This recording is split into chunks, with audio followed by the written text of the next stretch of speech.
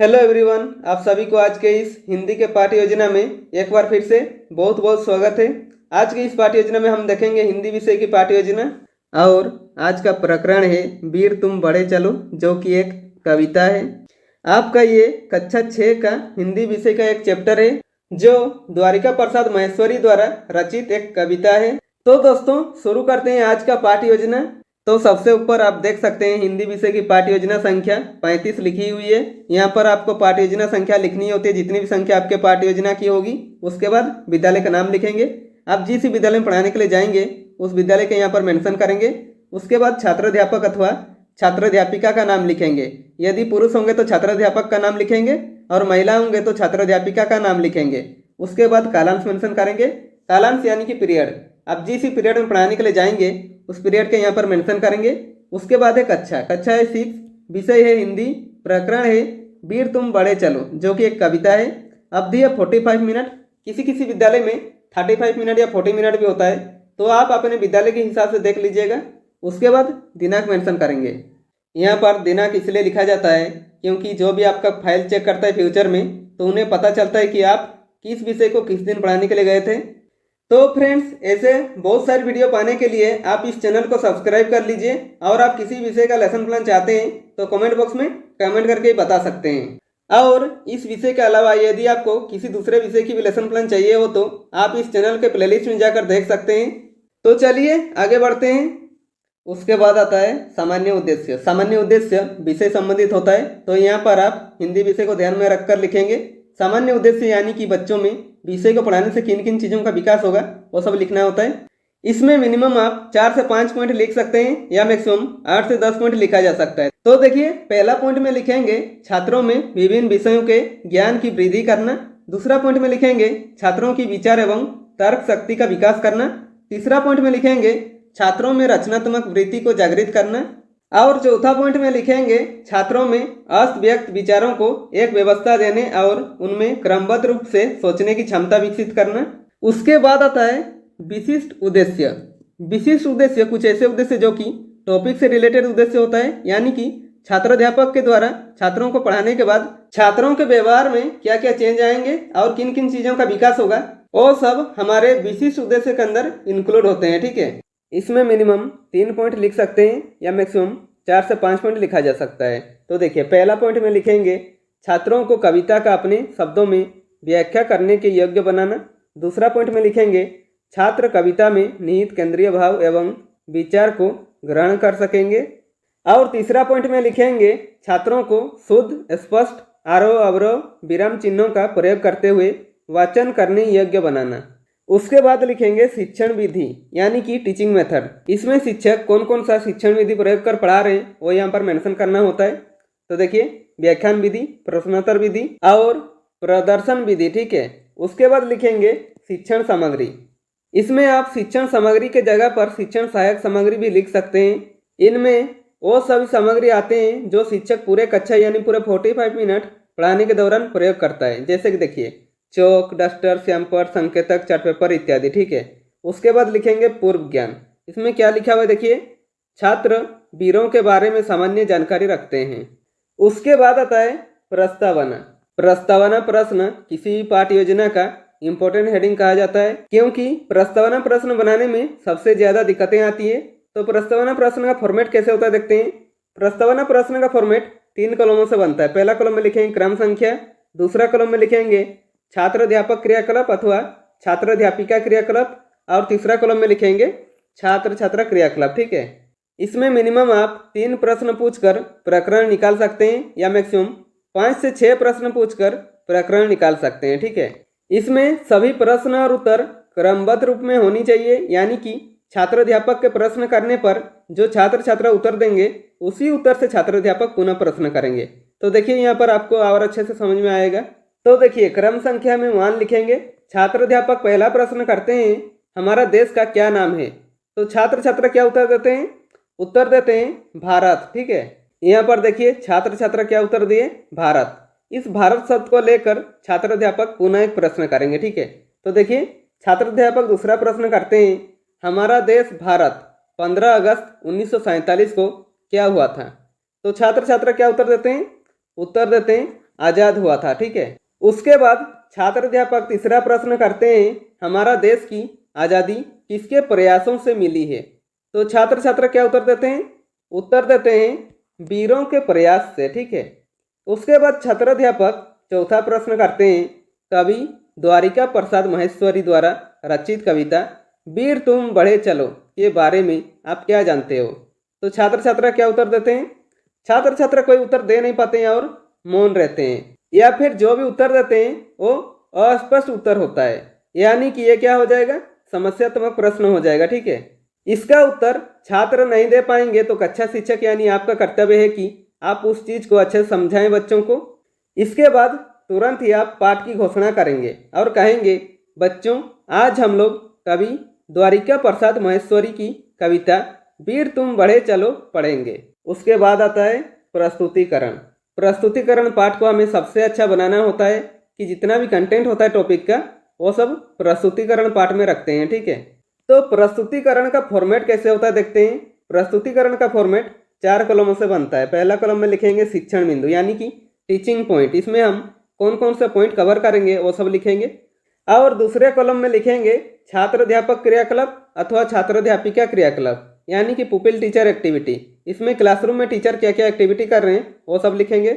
और तीसरा कॉलम में लिखेंगे छात्र छात्रा क्रियाकलाप यानी कि इसमें क्लासरूम में छात्र छात्रा क्या क्या एक्टिविटी कर रहे हैं वो सब लिखेंगे। और चौथा कॉलम में लिखेंगे श्यामपट कार्य। ठीक है, उसके बाद शिक्षण बिंदु पर लिखेंगे कवि का जीवन परिचय और वीर तुम बढ़े चलो कविता के कवि द्वारिका प्रसाद महेश्वरी जी का जीवन परिचय के बारे में छात्र अध्यापक जो भी बताएंगे वो छात्र अध्यापक क्रियाकलाप पर लिखेंगे। ठीक है, तो देखिए क्या बताते हैं। द्वारिका प्रसाद महेश्वरी जी का जन्म 1 दिसंबर 1916 को रोहता गांव जिला आगरा में हुआ था। उनकी शिक्षा आगरा में ही हुई। उसके बाद शिक्षा विभाग में ही विभिन्न शहरों में सेवाएं दी। 1978 में सेवानिवृत्त होने के बाद उन्होंने अपने पैतृक गांव आ गए। द्वारिका प्रसाद महेश्वरी जी ने बाल साहित्य में एक विशेष महारत हासिल की थी। इन्होंने अपनी आत्मकथा सीधी राह चलता रहा अपनी मृत्यु से केवल 2 घंटे पहले ही पूरी की थी।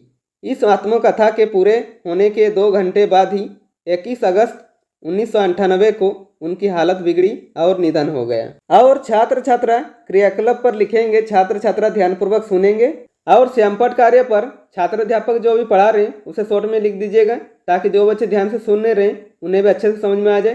तो हेडिंग देंगे कवि का जीवन परिचय और लिखेंगे कवि द्वारिका प्रसाद महेश्वरी जी का जन्म 1 दिसंबर 1916 को रोहता गांव जिला आगरा में हुआ था। उनकी शिक्षा आगरा में हुई। द्वारिका प्रसाद महेश्वरी जी ने बाल साहित्य में एक विशेष महारत हासिल की थी। उसके बाद लिखेंगे इनका निधन 21 अगस्त 1998 को हुआ था। ठीक है, उसके बाद आता है बोधात्मक प्रश्न। इसमें छात्र अध्यापक बच्चों को जो पढ़ा रहे हैं बच्चों को कितनी समझ में आ रहा है ये जानने के लिए बीच बीच में 1 या 2 प्रश्न करते हैं। तो देखिए पहला प्रश्न करते हैं कवि द्वारिका प्रसाद महेश्वरी का जन्म कब हुआ था। तो छात्र छात्रा क्या उत्तर देते हैं, देखिए उत्तर देते हैं 1 दिसंबर 1916 को। ठीक है, उसके बाद छात्र अध्यापक दूसरा प्रश्न करते हैं कवि द्वारिका प्रसाद महेश्वरी का निधन कब हुआ था। तो छात्र छात्रा क्या उत्तर देते हैं, देखिए उत्तर देते हैं 21 अगस्त 1998 को। ठीक है, उसके बाद शिक्षण बिंदु पर लिखेंगे वीर तुम बढ़े चलो पाठ का सारांश और इसके बारे में छात्र अध्यापक जो बताएंगे वो छात्र अध्यापक क्रियाकलाप पर लिखेंगे। ठीक है, तो देखिए क्या बताते हैं। वीर तुम बढ़े चलो कविता में कवि कहते हैं यह एक प्रयाण गीत है। कवि कहते हैं कि हे वीर धीर तुम आगे बढ़ो, हाथ में राष्ट्रीय ध्वज लेकर बिना रुके बढ़ते रहो, चाहे सामने पहाड़ हो या सिंह गरज रहा हो, बिल्कुल डरो नहीं, डट कर सामना करो और आगे बढ़ो। चाहे बादल गरज रहे हो, बिजलियां कड़क रही हो, सुबह हो या रात हो, कोई साथ में हो या ना हो, सूर्य और चंद्रमा के समान आगे बढ़ते रहो। इसमें कवि द्वारिका प्रसाद महेश्वरी ने पक्के इरादे के साथ आगे बढ़ने की बात की है। लगातार चलने से मुश्किल भी आसान हो जाती है। और छात्र छात्रा क्रियाकलाप पर लिखेंगे छात्र छात्रा ध्यानपूर्वक सुनेंगे। उसके बाद शिक्षण बिंदु पर लिखेंगे आदर्श वाचन। इसमें छात्र अध्यापक पहला जो पंक्ति है वीर तुम बढ़े चलो कविता का वो सुनाएंगे। तो देखिए क्या सुनाते हैं। वीर तुम बढ़े चलो धीर तुम बढ़े चलो, हाथ में ध्वजा रहे बाल दल सजा रहे, ध्वज कभी झुके नहीं, दल कभी रुके नहीं, वीर तुम बढ़े चलो, धीर तुम बढ़े चलो। उसके बाद शिक्षण बिंदु पर लिखेंगे अनुकरण वाचन। अनुकरण यानी कि दोहराना। इसमें छात्र अध्यापक जो पहला पंक्ति पढ़ के सुनाए उस पंक्ति को बच्चे भी पुनः दोहराएंगे ताकि बच्चों को भी पढ़ने में रुचि आए। ठीक है, तो दोहराते हैं। वीर तुम बढ़े चलो, धीर तुम बढ़े चलो, डॉट डॉट डॉट, वीर तुम बढ़े चलो, धीर तुम बढ़े चलो लिख दीजिएगा। उसके बाद शिक्षण बिंदु पर लिखेंगे भावार्थ।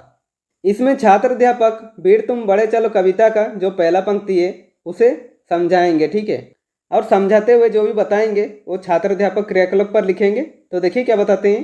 प्रस्तुत पद्यांश द्वारिका प्रसाद महेश्वरी द्वारा रचित वीर तुम बढ़े चलो शीर्षक कविता से लिया गया है। इन पंक्तियों के माध्यम से कवि ने वीरों को संबोधित करते हुए कहा है कि वीर तुम निरंतर आगे बढ़ते रहो, हे धैर्य धारण करने वाले वीर तुम सदा प्रगति के पथ पर आगे बढ़ते रहो।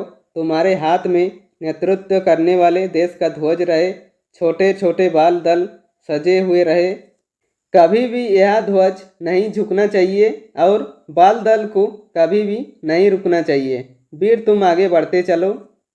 उसके बाद छात्र छात्रा क्रियाकलाप पर लिखेंगे। छात्र छात्रा ध्यानपूर्वक सुनेंगे तथा समझेंगे और श्यामपट कार्य पर पहला पंक्ति पढ़ाते हुए जो भी कठिन शब्द मिलेंगे वो श्यामपट कार्य पर लिखेंगे। तो हेडिंग देंगे कठिन शब्दों के अर्थ और इसमें लिखेंगे वीर। वीर का अर्थ होता है निडर बहादुर। धीर। धीर का अर्थ होता है धैर्यवान।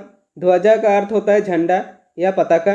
बाल दल का अर्थ होता है बच्चों का समूह। ठीक है, उसके बाद आता है बोधात्मक प्रश्न। इसमें छात्र अध्यापक बच्चों को जो पढ़ा रहे हैं बच्चों को कितनी समझ में आ रहा है ये जानने के लिए बीच बीच में एक या दो प्रश्न करते हैं। तो देखिए पहला प्रश्न करते हैं, कवि ने वीर कहकर किसे संबोधित किया है। तो छात्र छात्रा क्या उत्तर देते हैं। देखिए उत्तर देते हैं कवि भारतीय सपूतों को वीर कहकर संबोधित किया है। ठीक है, उसके बाद छात्र अध्यापक दूसरा प्रश्न करते हैं, बाल दल का क्या अर्थ होता है। तो छात्र छात्रा क्या उत्तर देते हैं। देखिए उत्तर देते हैं बच्चों का समूह। ठीक है, यहाँ पर हमारा प्रस्तुतिकरण समाप्त होता है। इसके आगे यदि दूसरा पारा पढ़ाना चाहते हैं तो दूसरा पारा के लिए भी ऐसे ही आदर्श वाचन लिखेंगे, अनुकरण वाचन लिखेंगे तथा भावार्थ लिखेंगे। ठीक है, जितना भी इस चैप्टर में बढ़ाना चाहते हैं बढ़ा सकते हैं। उसके बाद प्रस्तुतिकरण को समाप्त करेंगे। उसके बाद आता है पुनरावृत्ति। इसमें छात्र अध्यापक जो पढ़ाए उसे पुनः रिक्रिएशन करेंगे। ठीक है, तो देखिए प्रस्तुत कविता में कवि कहते हैं वीर तुम बिना रुके बढ़ते रहो, हाथ में राष्ट्रीय ध्वज लेकर बिना रुके बढ़ते रहो, चाहे सामने पहाड़ हो या शेर गरज रहा हो, बिल्कुल डरो नहीं, डट कर सामना करो और आगे बढ़ो। इसमें कवि द्वारिका प्रसाद महेश्वरी ने पक्के इरादे के साथ आगे बढ़ने की बात कही है। उसके बाद आता है मूल्यांकन। मूल्यांकन शिक्षक केंद्रित होता है, यानी कि शिक्षक अपना तथा छात्रों का भी साथ में मूल्यांकन करते हैं कि जो उन्होंने 45 मिनट का क्लास लिया बच्चों को कितनी अच्छी तरह से समझ में आया ये जानने के लिए इसमें मिनिमम 1 या 2 प्रश्न करते हैं या मैक्सिमम 3 से 4 प्रश्न कर सकते हैं। तो देखिए पहला प्रश्न करते हैं, वीर तुम बढ़े चलो कविता के कवि का क्या नाम है। दूसरा प्रश्न करते हैं, वीर तुम पढ़े चलो कविता से हमें क्या प्रेरणा मिलती है। उसके बाद आता है गृह कार्य। गृह कार्य पे ऐसे प्रश्न बनाइए कि बच्चों को घर पे जाकर वो चैप्टर अभ्यास करने का मौका मिले और आप उन्हें अच्छे से चेक भी कर सकें। इसमें भी मिनिमम 1 या 2 प्रश्न करेंगे या मैक्सिमम 3 से 4 प्रश्न कर सकते हैं। तो देखिए प्रश्न करेंगे, वीर तुम बढ़े चलो कविता में कवि द्वारिका प्रसाद महेश्वरी जी ने इस कविता के माध्यम से हमें क्या संदेश देना चाहते हैं। तो फ्रेंड्स इसी के साथ हमारा आज का लेसन प्लान कंप्लीट होता है। यदि वीडियो पसंद आए तो लाइक कीजिए और यदि आप चैनल में नए हैं तो चैनल को सब्सक्राइब कर दीजिए और बेल आइकन को दबा दीजिए ताकि मेरे सारे वीडियो आप तक पहुंचती रहेगी।